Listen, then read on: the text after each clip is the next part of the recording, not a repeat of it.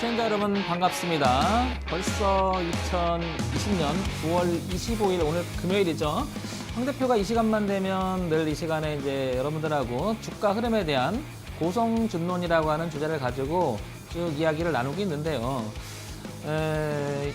이번 주 장이 들어서 보시는 화면은 보시겠지만은 일봉이 이렇게 떨어지고 있습니다. 그래서 주가가 떨어지는 거에 대해서 많은 분들이 염려하고 어떻게 기준을 잡아야 될지 모른다라는 얘기를 굉장히 많이 쏟아지는데요. 황 대표가 지난번 강의할 때만 해도 지난주만 해도 이 시장은 이렇게 잘 올라가고 있었죠. 그죠? 이렇게 잘 지지대가 형성이 돼 있었었는데 그 자리를 오늘이 금요일이죠. 목, 그 다음에 수, 화요일 날 화면을 좀 켜볼게요. 황 대표가. 자, 이렇게 음봉이 떨어지면서 주가가 빠졌습니다. 그런데 여기서 아래 꼬리 달 때 무엇인가 기대를 많이 했던 분들도 있었던 것 같아요. 조금 더 켜볼까요, 화면을? 시청자 여러분들이 보시기에 조금 불편할 것 같아서 황 대표가 좀 켜볼게요, 화면을 보니까. 자, 그러면 이렇게 되겠죠? 그래서 이날이 오늘이 금요일이죠, 금요일. 그 다음에 목요일, 그 다음에 수요일, 그 다음에 화요일입니다. 그리고 월요일 날 이 봉이 아래 꼬리를 하면서 전체적인 추세선을 지지하는 척 하다가 종가 이렇게 끝나고 그 다음 날 화요일부터는 시가가 고가가 되면서 주가 빠졌다가 그 다음 날 아래 꼬리 달았다가 이렇게 어제 오늘 좀 기대를 했었죠. 상승을 하지 않을까라고 하는 기대를 했지만 역시 또 음봉으로 떨어지고 있습니다. 그래서 흐름이 전체적으로 보면 계속해서 누르는 음봉이 나오고 있죠. 이렇게 그죠? 올라오면 무엇인가 계속 시장은 압박을 받습니다. 자, 그러면 이 부분을 다시 한번 정리를 해볼게요. 이 얘기가 황 대표가 다른 건 몰라도 기준이라고 하는 부분은 얼마나 중요한지를 자꾸 설명하고 싶어요. 왜냐? 우리가 매매를 함에 있어서 기준이라고 하는 것은요. 실적이 좋다라고 실적이 좋아요라고 했는데 만약에 실적이 좋아요라고 했는데 if 만약에 실적이 좋아요 얼만큼 좋으냐.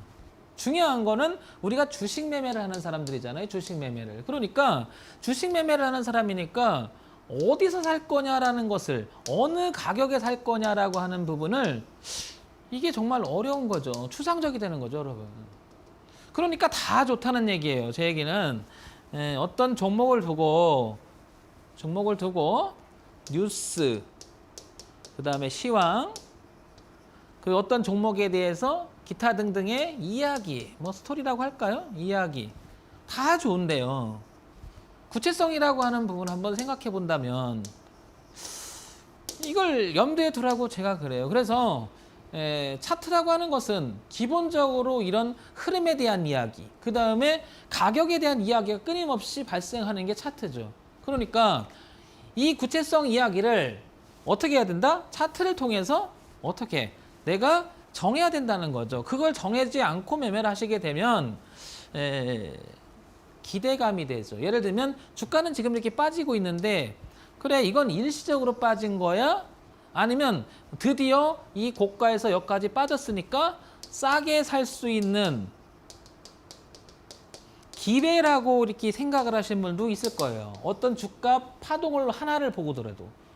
그럼 어떤 사람은 이제 이게 대세가 꺾으니 더 내려갈 수도 있다라고 하는 사람이 있는가 하면 어떤 사람은 아니야 이제 반등할 거야 라고 하는데 이 반등을 논하거나 계속해서 내려간다는 걸 논하는 것은 어떤 논리적 근거가 있어야 된다는 거죠. 논리적 근거가. 자, 그러면 그 논리적 근거라고 하는 것도요. 정답의 어떤 그런 게 아니고요. 시장이 제시하는 걸 가지고 한번 생각해 보자는 거죠. 자, 그럼 어떤 거냐. 지지와 저항 있잖아요. 이렇게 그죠. 저항받았죠? 지지받죠? 그럼 이것도 하나의 파동의 논리적 근거가 될 수 있겠죠? 왜? 가격이 제시됐잖아요. 이렇게. 반대로 또다시 이렇게 그려볼게요. 지지받았죠? 그럼 여기도 지지받았으니까 의미가 있다라는 거죠. 그럼 반대로 이렇게 어떤 그림이냐? 이렇게 됐죠? 자, 이렇게 가다가 이렇게 꺾여서 이렇게 빠질 수도 있다라고 하는 어떤 추측적 논리가 나오죠. 그런데 상대적으로 여기보다는요, 얘가 높아졌어요. 높아지니까 이런 자리는 생각보다 저항이라는 생각이 덜하게 되죠. 자, 이런 내용을 끊임없이 황 대표가 노란톡 오픈 채팅방에 정문일침 황철중 대표를 치고 오시면 계속해서 이야기를 나누니까 여러분들 관심 있으면 많이 들어오시기 바랍니다. 자, 그러면 이제 일봉에 대한 이야기를 했지 않습니까? 제가 그러면 이렇게 좁혀볼까요? 자, 그 다음에 이제 주봉에 대한 이야기를 한번 가볼게요. 종합주가지수 다시 한번. 방송에 나오면서 앵무새처럼 똑같은 이야기를 황 대표는 얘기를 할 겁니다. 황 대표 별로 흥미없어. 지난번 했던 얘기를 또 하네? 그렇죠. 하지만 미묘한 변화 속에서 우리가 대응을 해야 된다는 게 가장 중요한 거예요. 자, 그래서 여기 볼까요?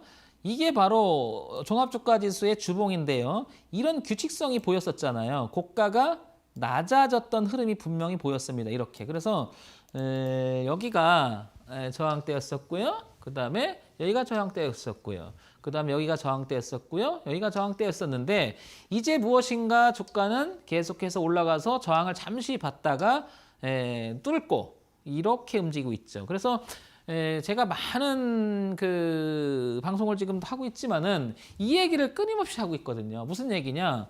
뚫어놓고요. 눌림에 대는 형태가 돼서 이 자리를 저항값이 다시 한번 그려볼게요. 이제는 저항값이 이렇게 지지가 될 수 있게 아니겠느냐. 그러면 2278인데요. 내려올 수 있는 폭은 조금 남아있다라는 거죠. 그래서 이거를 눌림이라고 생각할 수도 있겠죠. 반대로 꺾고 내려가면 다시 어떻게 되나요? 이 기준을 본다면, 이 자체를 기준으로 본다면 이게 머리가 될 수 있는 거죠. 머리가. 그러니까 1, 2기 빠져버릴 수 있는 거죠. 그러면 헤드, 그 다음에 여기를 숄더. 그러니까 뭐예요? 이렇게 정상적으로 서 있는 헤드, 숄더를 많이 봤지만 틀어볼게요. 똑같다는 거죠. 그렇기 때문에 기술적 분석이라고 하는 것은 어떤 논리적 근거를 가지고 한번 쳐다보게 되면 어떤 부분 재미있다라는 거죠. 근데 그 재미 속에서 어떤 규칙이 나온다는 거죠. 자, 다시 한번 이렇게 한번 해볼게요. 많은 분들은 이런 걸 많이 봅니다. 여기를 이렇게 지지하장이라고 볼 수도 있어요. 이렇게 한번 볼게요. 이렇게. 왜냐? 그러면요. 저항받았죠? 근데 이제 지지받죠? 그리고 나서 머물다가 깨졌는데 이제는 이렇게 됐죠. 그리고 저항을 받죠? 자, 저항을 받았죠? 지지를 받죠? 그럼 이제는 나가야 된다는 생각을 갖는 사람도 있을 거예요, 분명히. 그러면 이런 식으로 주가가 빠진다 그러면 이 기준을 잡았을 때는 분명히 이게 뭘까요, 이게. 헤드 부분이 되겠죠, 또 한번 이렇게. 그럼 빠지면 헤드앤숄더가 될 수 있겠지만 다양각도에서 봤을 때는 한 번 더 틀어서 본다면 주가를요, 제가 고성준론이라는 얘기를 갖고 하잖아요. 흐름에 대해서 끊임없이 얘기 나눠보자. 그러면 다시 한번 이렇게 틀어볼게요, 이렇게. 이 질문을 황 대표가 또 많이 받아요. 왜 황 대표님이 그 줄을 그으면 참 다양하겠는 것 같아요 라고 하는데요. 그 이유는 간단한 거예요. 왜냐? 하나의 시각으로 보는 게 아니고요. 여러 가지로 한번 봐보자는 거죠. 줄을 긋더라도. 그러면 하나의 포커스가 모아지는 부분이 있거든요. 이렇게 한번 제가 해볼까요? 이렇게. 자, 그럼 볼게요. 이 공간이 제가 화면을 조금 키워볼게요. 이렇게 키우면 이 공간이 그죠? 들어오면 이 기준으로 가면 저항값이 될 것이고요. 그 다음에 우하향으로 내려온 추세를 보면 이게 지지값이 되는 거죠. 그러면 이런 자리가 어떻게 될까요? 보시면 저항도 있고요. 지지도 있는 어때다 낀 자리라고 제가 많이 강의를 하고 있는데요. 그런 자리에 하나 일원이 될 수 있는 모습이 나오겠죠. 그러면 이 낀 자리는 다 저항받고 지지받다 하면 어떻게 될까요? 다시 내려가면 전체적으로 두 개가 다 깨지면 이중 저항이 되는 거고요. 그 다음에 올라가면 이중 지지가 되는 거죠. 이렇게 생각해 볼 수도 있는 거죠. 그래서 주가 흐름에 대한 고성준론이라고 자꾸 얘기하는 거예요. 그렇게 되면은 이렇게 되면 기준상 이 하나의 그 주봉만 봤을 때는 어쨌거나 얘는 여기를 깨진다는 것은 그렇죠? 이 라인이 깨져서 이렇게 논다는 것은 주가가 다시 한번 내려갈 수 있는 여지가 있다라는 거고요. 지금 현재 상황에서는 이렇게 이 부분이 지금 살짝 걸쳐 있는 형태가 되겠죠. 그러나 대추세인 이 저항값이 지지를 받긴 이 자리까지 내려오더라도 여기는 공존할 수 있는 영역은 아직 있어요. 남아 있다라는 거예요. 그러니까 주식 매매를 하시면서 너무 겁먹거나 이러면 안 되고요. 항상 기준을 잡고 주식을 바라보자라는 거죠. 황 대표가 얘기하고 싶은 거예요. 앵무새처럼 똑같이 얘기하는 게 아니에요. 어떻게 보면. 뭐냐. 시각이 달릴 수 있어요. 어떤 사람은 이걸 보면서요. 이런 질문도 하시더라고요. 황 대표님. 주가요 흐름일 때 황 대표님이 얘기하는 부분이요. 저는 조금 좀 이제는 조금 뭘 얘기하고 싶은지 알 것 같아요. 보시면 어때요? 이렇게 그림은요. 좀 전에 제가 설명드렸죠. 주가라고 하는 것은 이렇게 내려와서 이렇게 내려왔다가 이렇게 저항을 받고 있었다는 사실을 본다면요. 하나의 다시 한번 얘기하지만 저항값일 수도 있는 거죠. 그렇죠. 근데 이 자리를 어떤 자리냐고 자꾸 논하긴다 보다도 만약 이런 시각으로 봤다 그러면 이런 자리를 봤다 그러면 하나의 파동의 규칙성도 우리가 생각해 볼 수 있다는 거예요.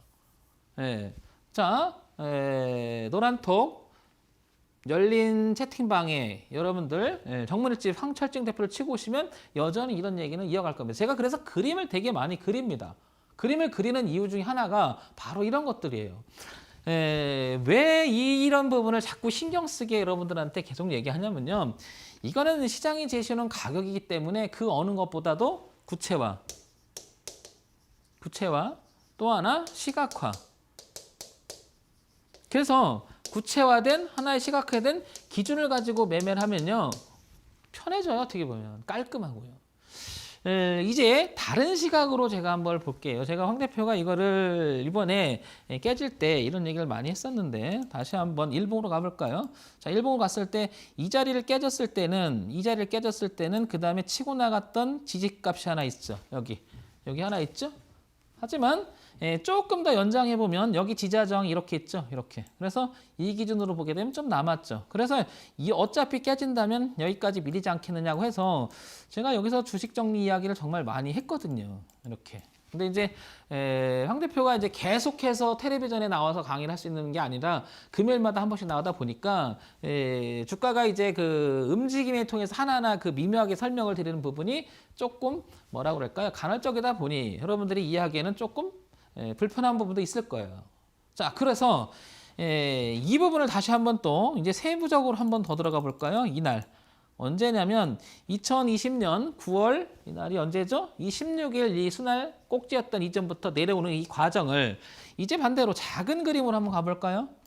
자, 그림을 한번 볼게요. 자, 30분 봉적으로 갈게요. 이렇게 다시 한번 해봅시다. 자, 그 자리가 이 자리예요. 이 자리. 그렇지 않습니까? 자, 그럼 아까 올라오던 그림이 대추세 그림이 여기 이렇게 있었습니다. 그렇죠? 그래서 이 자리를 이기지 못하고 지지하는 모습이 나왔다가 한번 그려보겠습니다. 올라갔다가 지지라고요. 지지를 했다가 못 이겨서 이제 여기 빠지면서 화요일부터 화수목금 계속해서 흐름이 내려가고 끝내는 이 저점을 한번 갱신해 줍니다. 그러면 주가가 한번 흘러서 올라가는 그림에서 보게 되면 어떻게 되냐면 저점이 이렇게 높여지는 이런 그림이 자연스럽게 가다가요. 이 흐름을 깬 지점부터 한번 보게 되면 이렇게 틀어지는데 그 전에 보면요. 고점이 이제 반대로 낮아지고 있음을 알 수 있습니다. 이렇게. 죄송합니다.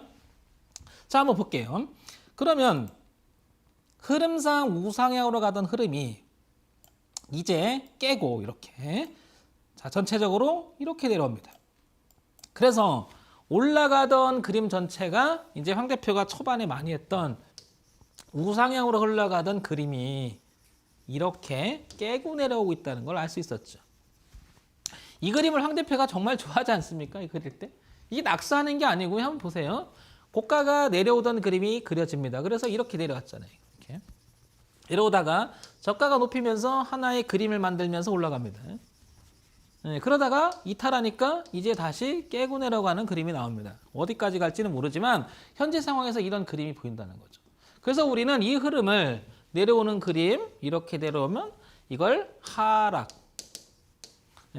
채널, 파동, 우하향, 지속형이라고 이야기할 수 있는 것 같고요. 이 단어 속에는 많은 내용이 들어가잖아요. 하락의 정의는 고가가 낮아진다. 그 다음에 채널, 일정한 폭우 내려온다라고 하는 채널적인 이야기. 그 다음에 파동 마찬가지 왔다 갔다 하는 거니까. 그렇죠? 그 다음에 우하향, 전체적으로 오른쪽에서 아래로 내려오는 우하향. 그렇죠? 그 다음에 지속형 내려오는. 그러다가 이제 멈춤 현상이 일어나고 이제 저점이 높은 이 구역부터 우리는 다시 이제 반대가 되겠죠. 어떻게? 상승. 그죠? 네, 채널 파동. 우상향. 그 다음에 지속형이라는 말 쓰고요. 이 부분을 변곡의 가능성 구간에 들어갔다라고 얘기하는 거죠. 반대로 여기도 하락 변곡의 가능성으로 들어갔다. 그리고 실제로 움직인다 이런 얘기예요. 칠판 되게 지저분하죠, 여러분. 제가 이거를 쓰는 이유는 어떤 하나의 그 파동의 그림을 우리가 설명하기 위해서는 한 가지 요소만 가지고 설명할 수는 없습니다. 그러나 시각이 좁으면요 이런 그림이 보이지 않을 거예요. 그래서 황 대표가 조금 더 넓혀볼까요? 다시 한번. 자, 요거를 이제 30분 봉인데 제가 이렇게 데이터 값을 갖고 오고 한번 제가 이렇게 조금 당겨볼게요. 이렇게 조금 당겨보면요 3월 19일쯤 됩니다. 이날이. 그때부터 우리나라 주식은 반등했으니까요. 한번 봅시다. 그럼 이게 상승 지속형 여기를 기준으로 삼으면 이 반등 기준으로 우리가 보면요. 상승 지속형인지 한번 보자고요. 자, 황 대표가 이런 그림을 그려볼게요. 다시 한번. 이렇게. 그 다음에 이렇게. 그 다음에 이렇게. 그 다음에 이렇게 그려볼게요. 이렇게. 자, 이렇게 그려볼게요. 이렇게. 자, 이렇게. 자, 그러면 여기서 지킨다고 하면 이 자리를 지킨다고 하면 다시 한번 올라갈 가능성이 있는데 한번 봅니다. 무슨 얘기하고 싶은 거냐면 여기서부터는 고가가 이제는 이렇게 내려가고 있었을지도 모릅니다. 근데 황 대표가 지나고 나서 그런 거 아니야 라고 하는데 그 말도 틀린 말은 아닙니다. 자, 볼게요. 그러면 여기를 한번 보자고요. 여기는 계속해서 이렇게 올라가는 그림이 나오죠. 이렇게. 근데 여기서는 한번 틀었죠. 이렇게. 그러다가 다시 이 고가를 높였죠. 그런데 이 저가를 낮추진 않았다는 거죠. 그래서 가능성이 있었던 구간이에요. 이렇게 꺾을 수 있는 가능성. 하지만 그 저점을 높이면서 다시 살려놨죠. 그리고 나서 계속 또 저점을 높이면서 올라가는데 이번에는 이제 저점을 높여놨지만 이제 고점을 높여놨고요. 근데 이 고점을 높이지 못했죠. 그러나 이번에는 어때요? 이 저점을 약간 갱신하고 있다는 거죠. 그래서 여기를 전체적인 사이클상 그리면 되면 전체적인 흐름에서 첫 번째 변곡이 발생하고 있을지도 모릅니다. 대추세 그림에서 이렇게. 그래서 우리나라 코스피 지금 종합주가 지수는 이런 형태가 되지 않겠나 보는 겁니다. 그래서 다시 한번 제가 그림을 이제 한번 그려보도록 할게요. 무슨 얘기냐? 하락, 채널, 지속성, 그 다음에 변곡, 그 다음에 올라가고 있죠? 그래서 전체적으로 우상향으로 가고 있는 우상향 채널 지속형이다가 이제 이 자리가 변곡이 발생하고 있을지도 모릅니다. 어떻습니까? 그러면 이렇게 되기 위해서는 다시 올라가기 위해서는 여기서 무엇인가 액션이 나와야 되겠죠. 다시. 그러면 이게 지금은 이런 모습으로 한번 그려줄 수도 있어요. 어떤 거냐면 색깔을 바꿨으면 좋겠는데 제가 이걸 한번 바꿔보려고 그래요. 자, 이렇게 볼게요. 자, 이렇게 한번 그려볼게요. 제가 이렇게. 그러면 지금 현재는 이 고점보다 낮아졌죠, 여기가. 그러니까 이 고점이 낮아지는 이 형태에서 어떻게 되느냐? 이제 이렇게 돌고 있을지도 모르는 거예요. 그래서 이렇게 연속으로 가게 되면 주가는 살짝 빠질 수도 있다는 거죠. 그렇지 않습니까? 그런데 여기가 200에서 220포인트였던 이 자리가 어떤 거냐면 자, 오늘은 좀 잘 되네요, 이게. 그래서 이 자리 노란 부분, 섹터 이 부분이 주봉에서 이거 좀 바꿔볼까요? 잘 안 보이죠, 여러분? 네. 이걸로 바꿀게요. 주봉에서 저렇게 추세선이 있었죠? 그래서 이렇게 있었죠? 보이지 않는 이 자리가 있죠? 이 자리가. 이게 주봉에 있을 겁니다. 그래서 이것만 보면 이 자리가 보이지 않습니다. 그래서 여기를 뭐라고 얘기냐? 가상. 이 화면에서 보이는 우리가 생각할 수 있는 게 뭐냐면 가상의 자리라고 이야기할 수 있는 거죠. 가상. 그러나 이 자리는 가상이 아니라 주봉에 가면 분명히 자리가 있다는 거죠. 그래서 전체적인 흐름이 변곡이 발생하고 있다는 사실인 것 같고요. 현재는. 그러니까 얘가 여기서 강한 모멘텀에서 올라가면 괜찮은데 만약에 못 올라가면 이 고점을 높이지 못한다면 얘는 이제 이렇게 도르면서 떨어질 가능성이 있다라는 건데 이 부분까지는 충분히 떨어질 가능성이 있다라고 논하는 거죠. 그래서 여기를 다시 한번 주봉에서 보자는 거죠. 다시 한번 황 대표가 그래서 다시 한번 펴볼까요? 자, 펴볼까요? 자, 주봉 한번 가봅시다. 다시. 이거는 황 대표가 얘기하지만 어쩌면 되게 의미가 있어요. 황 대표가 지금 기술적 분석하는 걸. 자, 여기였죠. 고가가 이렇게 내려온 부분을 설명하는 겁니다. 이렇게. 자, 이렇게. 그러면 전체적인 그림이 이렇게 내려왔었잖아요. 그죠? 이렇게. 자, 그리고 이렇게 이제 여기서 바꾸려고 하는데, 그러면 무슨 말을 하고 싶으냐? 황 대표는 이런 얘기를 하고 싶은 겁니다. 자, 보세요. 그럼 같은 논리로요. 전체적으로 무엇인가 여기서부터 내려왔죠. 그래서 2018년부터 2018년 지나고 2019년 지나고 2020년 지나고 여기서부터 상승 변곡을 이제부터 시작할지도 모르는 거예요. 큰 그림에서는. 그렇지 않습니까? 하락 지속형이다가 이제 주봉의 관점으로 보면 높여가고 있을 수 있는 거죠. 그래서 이 지점이 지지를 하게 되면 지금 변곡, 그러니까 주봉상 그렇죠. 변곡, 어떤 변곡? 뚫어놓고 눌림을 주는 상승 변곡, 상승 변곡의 출발점이 될 수도 있다는 거죠. 그래서 지금 현재 이 주가가 내려오는 거 가지고 이런 표현을 해볼게요. 주봉상 강의 많이 했죠? 눌림이라는 단어가 우리가 매매하는 동안 많이 따라간다고 했는데 이 눌림이라는 말이 여기서 형성이 될 수 있다는 거죠. 그래서 너무 주가 지금 흐름이 빠지는 거에 대해서 겁먹을 게 아니고요. 이 자리만 지켜준다면 올라갔다 다시 눌림을 완성하고 다시 갈 수 있다는 거예요. 그렇기 때문에 이 자리 와서 확인해 봐야겠지만 여기까지 반드시 온다는 건 아니지만 이런 자리가 의미가 있기 때문에 여러분들 아직 폭이 남아있다는 거예요. 그러면 반등을 해도요. 반등을 해도 어떻습니까? 이런 부분이 반등을 해도 저항값이 생겨 있는 거죠. 이렇게 확대해 볼게요. 이렇게 하면 어떻습니까? 그러니까 얘가 반등해서 올라오면 저항이 있는 거고요. 내려오면 지지가 있는 거예요. 저항, 지지가 공존하는, 어쩌면 눌림을 주고 올라갈 수 있는 영역이라는 거죠. 그래서 이 자리만 지켜준다면 주가는 다시 갈 가능성이 있는데 여러분 요게 빠지는 포인트가 얼마냐면 그 여유폭이 현재 2278이지 않습니까? 그럼 2100선에서 2190선이니까 지금부터 약 얼마? 한 100포인트 이상이 좀 빠질 수는 있어요. 100포인트 빠지면 이제 겁을 먹을 수도 있잖아요. 워낙 폭이 크니까. 그러니까 개별 종목을 매매할 때는요. 우리가 대세 흐름이라는 부분을 읽어내지 못하면 힘들어질 수 있다라는 말이 황 대표가 여러 번 언급하는 게 바로 이런 겁니다. 대세 흐름. 그러니까 얘가 나중에 상승 변곡 구간에 어떻게 올라가려고 여지를 지금 만들어 놨음에도 불구하고 워낙에 빠질 때 개별 종목은 굉장히 크게 느껴지죠. 엄청나게 폭락처럼 느껴져요. 어마어마하게. 자, 그래서 개별 종목을 한번 가볼까요, 여러분? 여기서 하나만 제가 해볼게요. 주식 종합 차트를 열고 이렇게 한번 열어볼게요. 그냥 제가 이거를 뭐 따로 뭐 준비하고 이렇게 하지 않고요. 그렇다고 뭐 즉흥적으로 하는 건 아니고요. 워낙 이제 제가 주가 흐름을 보한 세월이 높으니까 보는 건데요.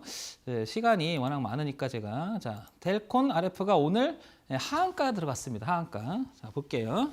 자, 이 종목을 예를 들어보려고 해요. 하한가 들어갔습니다. 하한가. 자, 보세요. 근데 이 종목이 어제까지만 해도 거의 상한가를 갔다가 오늘 하한가 맞습니다. 자, 이 종목을 제가 여기서 줬던 종목인데 자, 보도록 할게요. 그러면 제가 이거를 왜 펼쳤느냐? 요 주체별을 좀 지어볼게요. 여러분들한테 이런 건 뭐 별개 설명이니까. 자, 보시면 주가가 빠지니까 얘는 올라갔다가 상대적으로 좀 올라갔다가 오늘 상대적으로 엄청나게 빠집니다. 자, 그러면 이 주가가 과연 12,250이 꼭지라고 하는 것이 지금 보이는 일봉 화면상에서는 판단이 불가하죠, 여러분. 그래서 얘를 조금 더 데이터 값을 땡기면서 왼쪽에서 가져와 볼게요. 이렇게 쭉 땡겨 볼게요. 이렇게 지난번에도 언젠간 얘기 드렸지만 이렇게 보면요. 이 고가라고 하는 것은 여기가 의미 있었음을 알 수 있습니다. 여기 보세요. 그죠? 이제 이 얘기는 무슨 얘기냐면요. 고가가 저가가 지지와 저항이 교차했던 지점이죠. 저항이었죠. 저항이었을지도 모릅니다. 그러니까 단순히 일봉만 봤다면요. 이게 왜 맞고 떨어졌는지 이해가 안 되는 거예요. 여러분. 이게.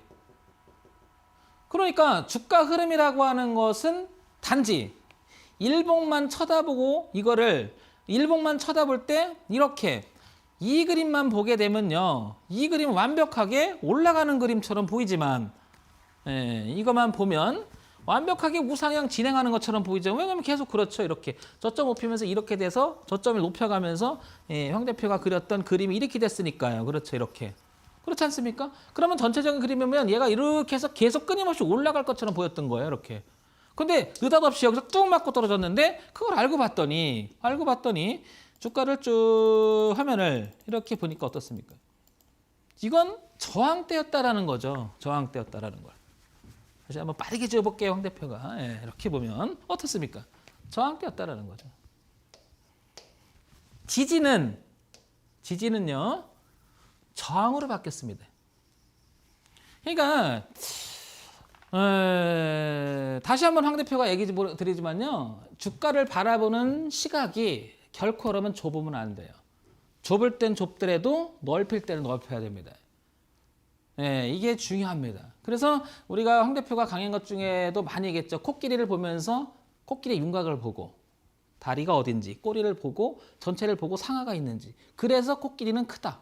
근데 그 코끼리의 부분적으로 봤을 때는 또 다른 부분이 있는데 통합으로 또 봐야 이렇게 상하가 달린 코끼리가 나오는 거죠.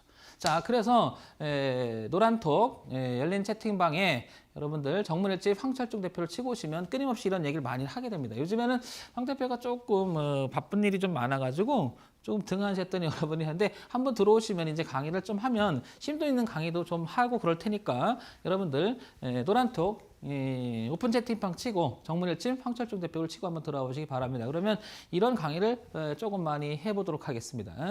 자, 한번 볼까요 또 그러면? 자, 그러면 텔콘 RF 제약이라고 하는 이 종목을 다시 주봉으로 한번 가봅시다. 여러분 주봉을 보게 되면요. 주봉에서 이렇게 느리게 되면요.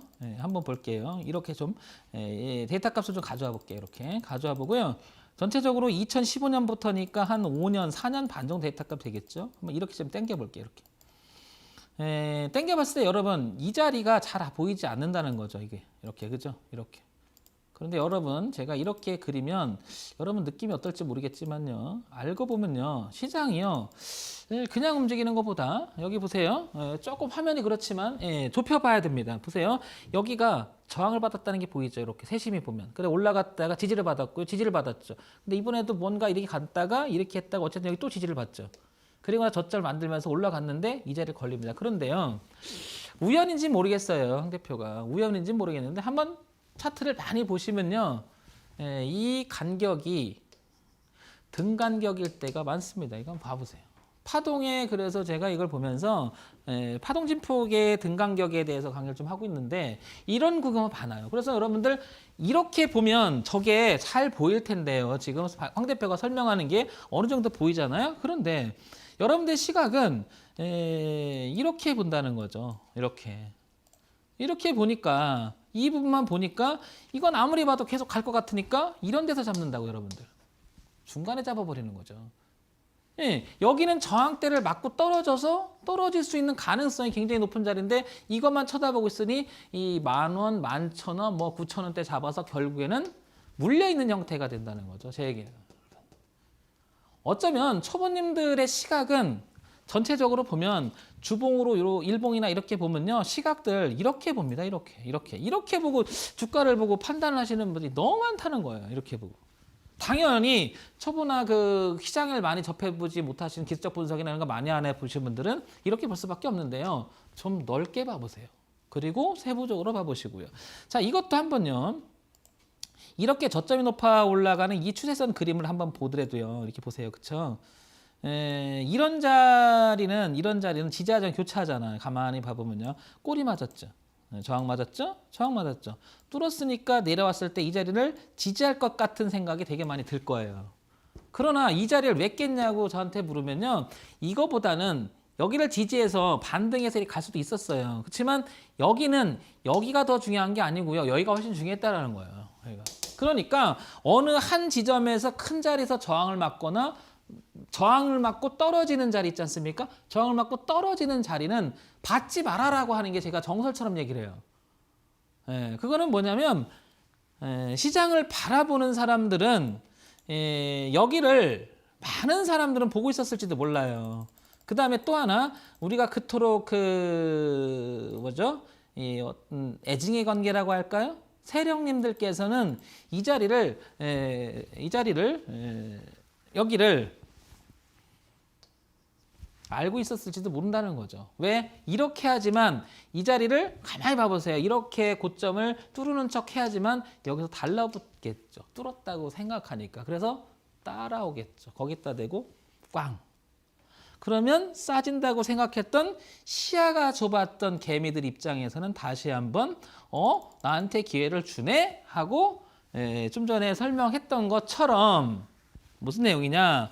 그래, 이제 나도 좀 공부를 했어. 추세선 있고 지지와 저항이 있으니까 그렇지. 기회야. 역시 시장은 8,000원을 잡아볼까라고 하는 막연한 그림 속에 잡으면 이걸 피해갈 수 없는 거예요. 이 그림을. 물론요. 결과론이에요. 결과론입니다. 여기서 갈 수도 있었어요. 모르죠. 아무도 모릅니다. 그거는. 그렇지만 큰 그림과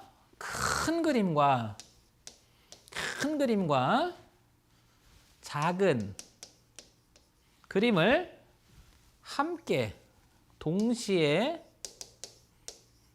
한 번에 본다면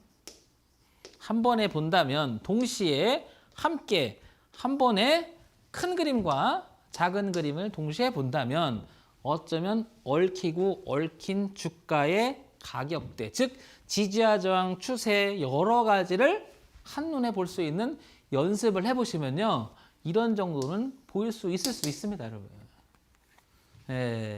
주가의 흐름이라고 하는 것은 결코 그냥 단순히 막 질서 없이 움직이는 것 같지만요. 이 안에도 룰은 있을 가능성이 높습니다. 자, 그런 룰을 내가 택했는데 만약에 그런 룰을 따르지 않는다. 그럼 뭐 합니까? 내가 그런 기준을 갖고 매매했다. 그러면 대응하면 되겠죠.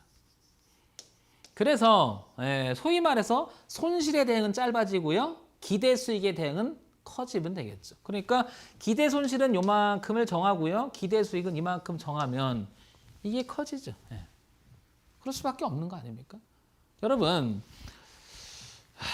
주식 매매하면서 한 가지 생각해야 될 게 뭐냐면요. 전체적으로 봤을 때는 주식 매매를 맹목적으로 하는 사람이 더 많을까요? 주식을 제대로 알고 하는 사람이 더 많을까요? 어느 집단이나 마찬가지지만 주식 매매를 제대로 하는 사람보다는 제대로 알고 이해하고 하는 사람보다는 모르고 하는 사람이 훨씬 많을 겁니다. 그럴 수밖에 없죠. 어느 분야든지 마찬가지. 주식 세계만 그런 게 아니고요. 그래서 보통 상위 3%가 돈을 번다고 하죠. 어느 업종을 가든 뭘 하든 상위 3%가 그래서 통계적으로 보면 의미 있는 통계라고 많이 얘기하죠. 상위. 그러니까 이 상위 3% 있는 사람들은 소위 말해 돈을 벌고 사회적 지위를 얻고 그죠? 그 다음에 명예를 얻고 뭐 이렇게 얘기를 해요 우리가 보통. 자 물론 이제 이렇게 하는 게 다 잘 산다는 건 아니에요. 도덕성 문제라든지 사람이 가지고 있는 양심 뭐 이런 기타 등등 어쩌면 우리가 살아감에 있어서 그게 더 중요할지도 모릅니다. 하지만 제가 우리가 경제를 가지고 주식 가지고 우리가 돈을 벌겠다는 사람들의 이 모임이잖아요. 우리가 지금 이 방송을 시청하는 분도 그렇고 저도 그걸 업으로 삼아서 지금 하는 사람 아닙니까? 그러면 돈이라고 하는 포커스만 그냥 둘게요. 그냥 황 대표 또 보고 또 너무 돈 얘기해서 또 속물이하지 마시고 이거는 변론으로 하겠습니다. 자 그러면 상위 3%가 가지고 있는 어느 집단의 소위 성공이라고 하는 부분을 생각을 해보면요. 97%는요. 어쩌면 희생양이에요. 들러리가 되죠 여러분. 그러면 주식 매매를 하고 있는 통계치를 봤을 때 하루 우리가 일반 개미들이 매매하는 그 적게는 한 300만 명? 많게는 한 1000만 명이 그 밴드에서 막 매매를 한다고 하죠. 이렇게. 그럼 계좌가 뭐 몇천만 계좌가 이렇게 움직이고. 그러면 그 많은 사람들이 수익을 났다는 사람이 많아요. 손실 났다는 사람이 많아요. 절대적으로 아시겠죠? 손실 났다는 사람이 훨씬 많습니다. 그러면 이들은 뭐냐면요. 주가가 여기서 매집했고 그 매집했고 어떤 주식을 이해하고 있는 세력님들. 즉 권력자들은 돈의 권력자가 됐든 시장을 움직이는 하여튼 권력자들 입장에서 봤을 때는요. 이렇게 주가를 여기서 매집을 한 상태에서 띄워놓은 상태에서요. 여기다가 개인들한테 떠넘겼을 거예요. 그러니까 차익이 발생했는데 너 가져. 이렇게 되죠. 그래서 여러분 왜 내가 쫓아가면 죽고 내가 안 가면 갈까 이런 얘기죠. 자, 그러면 시장에서 그 파동이라고 하는 것은 개미를 꼬시는 게 아니고요. 개미들은 그런 속성이 있다라는 거죠. 속성. 꼬시거나 시장에서 어떤 페이크를 쳐서 개인들을 뭐 속임수를 한다? 저는 그렇게 생각을 하지 않습니다. 그게 당연하다고 보는 거예요. 왜? 왜 당연하다고 얘기하냐면 그건 속일 필요가 없어요. 왜? 쫓아와요, 이거. 알아서. 속이지 않아도. 그러면 여기서 이렇게 놀죠. 그럼 여기서 물린 사람 던져요. 하루 끓이면. 그래서 매집을 하게 돼요. 차크ắc 차고. 그리고 주가가 서서히 올라가면 여기서 못 삽니다. 왜냐하면 비싸지거든요. 그래서 일반적으로 봤을 때 우리가 개미, 즉 일반 투자자들 시장을 잘 이해하지 못하는 사람들의 생각을 가만히 봐볼게요. 어떤 생각이 들까요? 속성이 있다는 거예요. 속성. 무슨 얘기예요? 싸지면 사고 싶은 속성. 막 올라가면 참지 못해서 따라가려고 하는 속성. 막 올라갔던 주가가 내려오니까 싸지니까 다시 개입하려고 하는 속성. 이걸 속였을까요? 제가 생각할 때는 이건 물론 순전히 황 대표 생각이지만 개미를 속일 생각은 없을 거예요, 아마. 개미를 속여서 뭐예요? 무슨 얘기냐? 속이지 않아도 알아서 속아줘요. 그래서 이거를 황 대표가 속성이 아니겠냐라고 하는 거예요. 개미가 가지고 있는 한계치의 생각일 수 있겠죠. 그래서 주가 흐름에 대한 고성준론, 왜 황 대표가 그렇게 주제를 갖고 했냐는 거죠. 이 원리에 대한 생각을 조금 더 생각을 해본다면 우리는 싸질 때 받는 것도 의미가 있겠지만 이 싸졌을 때 의미 있는 자리를 파악하는 게 더 중요하지 않을까라고 생각하는 거예요. 반면에 싸졌다 올라갔을 때 쫓아가는 속성은 힘들어요. 왜냐? 가격으로 생각하죠. 화폐 가치로서. 자, 다시 한번 설명하겠습니다. 자, 이 대목이에요. 우리가 일상생활을 하면서 어떤 물건을 살 때는 만 원짜리가 5,000원이 되면요. 우리는 이거를 싸졌다라고 표현합니다. 싸졌다라고. 그래서 일상 속에서 화폐 가치를 생각한다면 같은 물건이라면 만 원짜리가 5,000원이 되는 순간 싸졌으니까 우리는 화폐 가치로 생각하면 아주 경제적인 지불을 하고 대가를 얻었다라고 우리는 생각을 할 겁니다. 맞죠? 당연히. 어제 1,000원짜리였던 빵이 오늘 가게 갔더니 500원이네? 그런데 얘도 오늘 만든 거고 얘도 오늘 만든 거예요. 그러면 기분 좋네? 그랬더니 왜 싸게 파냐 했더니 할인 행사를 한다든지 가게 홍보를 위해서 서비스 차원에서 한다. 너무나 잘 샀다라는 생각이 들 겁니다. 자, 그런데요. 가게 홍보를 하는데 1,000원짜리 빵을 했는데 여러분 우리 집 빵값은요 굉장히 좋습니다. 여러분. 그러니까 할인하니까 어떤 행사를 해서 여러분들은 이벤트를 하겠습니다. 그랬다 갑자기 1,000원짜리가 2,000원에 사가셔야 됩니다. 이렇게 하면 에이 뭐야 이러지 않을까요? 그러니까 우리는 굉장히 가격에 민감해져 있어요. 개인들은. 아니 그럴 수밖에 없는 겁니다. 그렇게 일생을 40년, 50년 사면 머릿속에서 싸다라는 개념이 들어갈 수밖에 없는 거예요. 그러니까 머릿속에서 화폐 가치로서의 어떤 싸다라는 개념이 들어가니까 주가잖아요. 주가. 가격이잖아요. 가격. 주가격. 그러니까 주식이 가지고 있는 가격, 즉 1,000원짜리가 500원이 되면 사봐야지라는 생각이 드는 게 당연할지도 몰라요. 여러분. 그리고 나서 다시 1,000원을 가야 된다는 머릿속에서는 기대감, 로망이 있잖아요. 그렇지 않습니까?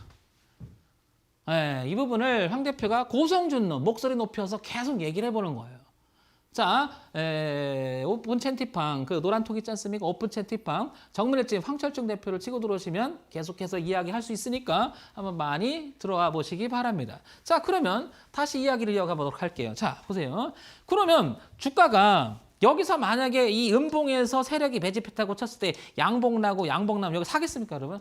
쉽지 않은 거예요, 그게. 쉽지 않은 거예요. 왜? 비싸지고 있죠, 계속. 과연 여기서 들어갈 사람이 몇이나 되겠냐는 거죠. 개미들은 이 흐름을 타려고 하는 생각이 아니고요. 어떻게 하느냐? 내려오기를 기다려요. 내려오기를. 그러니까 이번에 주가가 내려올 때 자, 보세요. 자, 이거를 이렇게 설명하면 여러분 장황해지니까 구체성 있게 제가 보겠습니다. 어떻게? 이거를 분봉으로 갈게요. 분봉으로 가서 15분봉 그다음에 5분봉으로 더 줄여보면 주가가 이렇게 올라갔죠. 제 얘기는 올라가는 이 모습, 즉 여기서 무엇인가 박스를 치고 놀아서 만들어질 때 이때보다는 보세요. 가격이 계속 가파르게 여기서는 가파르지 않지만 가파르게 올라가죠. 여기서 가파르게 올라가죠. 그러니 다시 설명하면 얼마였죠? 7,000원짜리 주식이 7,000원짜리 주식이 갑자기 9,000원이 되고 9,000원이 되고 그 다음에 10,000원이 되고 그 다음에 11,000원이 되니 이걸 사지겠습니까? 화폐 가치로서 경제적 인간으로 머리가 꽉 차 있는데 7,000원 이상해, 8,000원 이상해, 9,000원 이상해, 10,000원 이상해. 그런데 주가가 떨어지기 시작합니다. 드디어 12,000원 갔더니 나한테 기회를 줘? 야, 어때? 10,000원은 싸네? 사고 싶죠. 이렇게 못 사는 사람, 더 싸졌네? 나한테 기회를 주네? 9,000원에 잡아야지. 더 싸졌네? 7,000원에 잡아야지.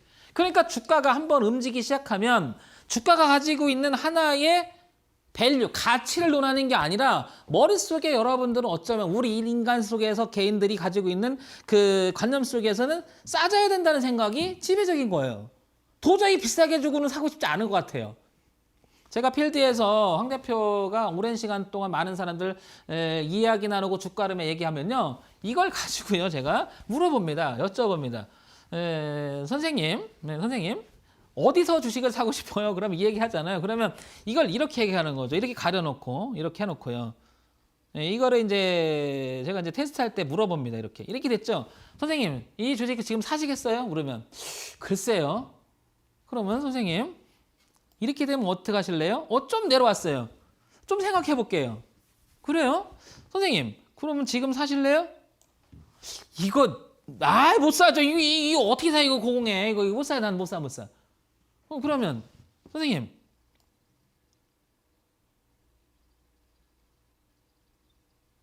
이거 어떻게 생각하세요? 물어보잖아요. 이거 더 못 사지. 이게 뭔 소리야. 죽어도 못 삽니다. 죽어도 못 삽니다. 그러면 선생님 보세요. 그러면 계속 한번 해볼까요? 이거 사시겠어요? 그러면 포기. 나 이제 안 해. 이렇게 합니다. 그 다음에 한번 볼까요? 선생님, 자, 이 정도가 되면 어떻게 생각하세요? 생각을 해볼게. 왜? 많이 떨어졌다. 이 많이 떨어졌다. 무슨 말이냐? 많이 떨어졌다. 자, 글씨를 천천히 써볼게요. 많이 싸졌다. 머릿속에서는 화폐 가치로서 많이 저렴해졌다. 그래서 경제적으로 생각해보면 굉장히 사볼 만하다. 그래서 사야겠네? 그랬더니 12,000원짜리가 8,000원 됐네? 9,000원 됐네? 10,000원 됐네? 싸졌네? 얼만큼? 12분의 3만큼 빠지니까 4분의 25% 빠졌네? 25% 디스카운트네? 사봐야겠네. 물건처럼 우리가 그 마트에 가서 어떤 할인 행사에서 사는 것처럼 생각하는 사람이 있다는 거죠. 진짜 많아요, 여러분. 진짜 많습니다. 주가라고 하는 것은 생각을 해보세요. 초기 때 모아놓고요. 얘네들은요. 세력님들은 그럴 수밖에 없는 겁니다. 원리를 생각해보세요. 잔뜩 모았지 않습니까?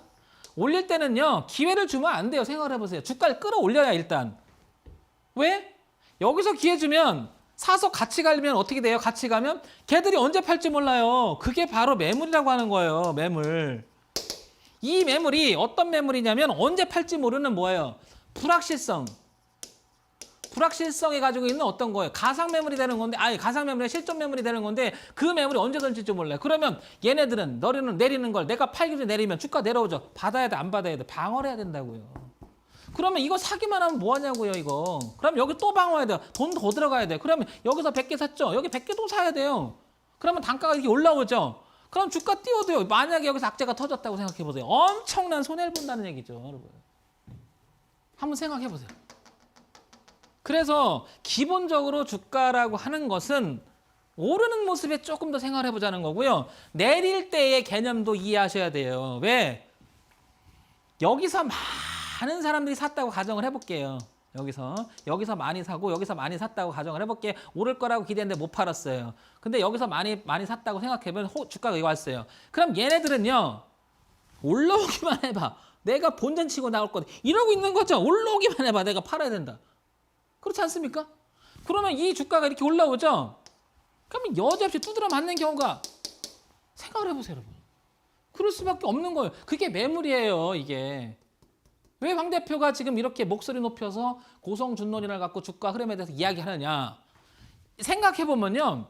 어떤 매물벽에서 잘 보세요. 이런 게 대표적인 건데 어떤 게 대표적인 거냐면 이 사람들은 어마어마하게 기대했을지도 몰라요. 주가가 계속해서 요만큼 갔는데 더 갈 거라고. 근데 마치 주가가 여기 사고 여기서 어떤 사람이 여기 사고 막 샀을 거 아닙니까? 근데 이렇게 내려오면 당황스럽죠. 갑자기 주가가 빠지면. 근데 이 주가가 내일 만약에요. 하방 경직을 받아서 어떻게 이렇게 내려가면요. 이 사람들이요. 더 포기해서 어떻게 돼? 이렇게 투매가 나면 주가는 가속도 볼 수 있는 거죠. 이렇게 쭉쭉 빠질 수 있는 거죠. 이렇게. 그런데 여기 있는 사람도 동반해서 던지기 시작하면 어떻게 돼? 투매가 나면 그냥 빠지는 거죠. 흘러내리는 거예요. 자, 그러면 세력 입장에서 생각을 해볼게요. 여기서 매집했던 세력 입장에서는 여기서 한번 여기서 떠넘겼죠. 그 다음에 여기 또 던졌죠. 그럼 세력 입장 거의 던졌죠. 그러면 얘네들 주가가 내려가면 어떻게 될까요? 이제 투매가 나오죠. 그러니까 생각을 해보세요. 여기 또 받을 거예요. 이렇게 또 받아내는 거예요. 슬슬 던지면 툭 던지면 받고 투매죠. 그렇죠. 그래서 어떤 거예요? 공포에 살아. 공포에 살아라는 말이 아마 그런 자리가 맞물리는 거예요. 그래서 어느 정도 가져 주가 가면 그러니까 바로 사지 말고 여러분 여기서 적어도 지지하는 형태가 있는지 한번 보세요. 그냥 주가가 내려오면 싸지는데 그냥 툭 잡지 마세요. 그래서 주식시장에 나오는 말 중에 가장 강력한 말 중에 하나가 떨어지는 칼날 있지 않습니까? 잡지 마라. 떨어지는 칼날은 이렇게 잡으면 칼날의 배지만 보세요. 이렇게 손잡이를 잡으라 하는데 이렇게 하는 게 이게 아니고요. 떨어지는 칼날이 팅 켰죠. 돌이켜면서 어떻게 돼요? 이렇게. 손잡이 있죠? 여길 잡으라고 하는 거죠. 그래서 주가가 어떻게 되는 거예요? 이렇게 떨어지면 팅 올랐다가 뒤집어 팅 지지라자 팅 그래고 나서 나갈 때 손잡이를 잡고 가라라고 하죠. 그래서 떨어지는 칼날을 잡지 말라는 표현이 바로 주식에서 나오는 그런 격언이 지금 황 대표가 설명하는 게 아닐까라고 황 대표는 목소리 높여서 떠들어 보는 거예요. 정답은 없습니다. 정답은 없습니다. 그냥 황 대표의 지극히 개인적인 생각이고요. 떠들어 보는 겁니다. 그래서 주가를 이런 식으로 많이 봤더니요. 황 대표가 필드에서 오랫동안 보면 잘 맞을 때가 더 많아요. 네, 그래서 여러분들도 한번 제 얘기를 준엄하게 한번 들어보시라는 거죠. 그래서 다시 한번 볼게요. 이제 자 이렇게 됐죠. 주가가 바로 이렇게 빠졌습니다. 그래서 어떻게 되는 거예요? 여기 있는 사람들이요. 이제 여기 있는 사람 물린 사람이나 여기서 고가에 물린 사람들은요. 이게 무서우니까 순차적으로 던질 수 있는 거예요. 확. 그러면 일정하게 시간이 지나면 어떻게 될까요? 머무는데 모든 사람들이 쳐다보고 있는 자리 이 저가 아닐까요? 그리고 빌겠죠. 제발 저기 깨지 말라고 빌 겁니다. 기도 들어갑니다. 저기만은 깨지 말아라. 저도 그랬습니다. 그 간절함이 저도 약 지금부터 25년 이상 제가 그 이상을 했으니까 매매를 저도 그랬었어요. 제발 저기 좀 깨지 말라고. 근데요. 그렇게 빌어봤자 소용없고요. 깨지는 경우가 더 많아요. 안 깨지는 경우는 가끔 있는데요. 깨지는 경우가 왜 이렇게 많냐고요. 결국엔 깹니다. 확률적으로 그렇더라고요. 그래야만 여기에서 들어갔던 모든 주가가 밀릴 때 받았던 사람들은 던질 공포심에 사로잡혀서 던질 가능성이 굉장히 높고 이거를 우리는 이름하여 이제 정리해서 말하면 이 그림이 나오면 이거를 바로 투매라고 하는 거죠. 투매. 정신없이 그냥 던지는 거죠. 던지시 매매를 투매라고 하는 거죠. 그래서 투매라고 하는 거예요. 용어가. 왜 투매가 이런 자리 나오고 왜 투매가 이런 자리가 나오느냐 하면 이런 원리가 아닐까라고 얘기를 하는 거예요. 그러니까 여러분 이렇게 어떤 매물대가 있는 자리를 쏟아지고 넘어가니 받지 말라라는 게 정석입니다. 이게 바로 떨어지는 칼날을 잡지 말라라고 얘기한 것 중에 하나라는 거죠. 여러분. 그러면 황 대표 여기 잡아 돌아가는 거 확인하고 그래서 황 대표가 어떻게 합니까? 이거 한번 잘 보세요. 이것 좀 보시라고 제가 그랬죠. 제발 이것 좀 보라고. 그래서 변곡을 좀 보자고 어렵지 않습니까? 변곡을 좀 보자고. 그런데 비싸지죠? 비싸지죠, 여러분? 그러니까 비싸지니까 화폐 가치로 생각했던 우리 경제적 인간들은 너무나 어렵고 결국엔 주가가 돌아나가서 떨어질 때 받는다는 거죠. 떨어질 때. 그러니까 떨어지는 칼날에 다 배 죽는 겁니다, 여러분. 이해하시겠나요? 자, 황 대표가 준비한 거는 오늘은 그래서 투매가 왜 나오는지에 대해서 설명을 하려고 지금까지 설명을 드리면 시간이 너무 없더라고요. 항상 황 대표가 끝에 가면 말이 막 빨라진다고 얘기하거든요. 그런 이유 때문에 오늘은 다른 거 다 빼고 빨리 이걸 설명드리고 싶어서 얘기 드렸으니까 투매가 나오는 원리를 한번 생각을 해보시고요. 황 대표 다음 시간에 찾아뵙도록 하겠습니다, 여러분. 자, 그리고요, 열린창 황철총 대표를 치고 들어오세요. 그럼 황 대표를 만날 수 있으니까 여러분 반갑습니다. 반갑다 이고요. 고생하셨습니다. 다음 시간에 뵐게요. 황 대표였습니다.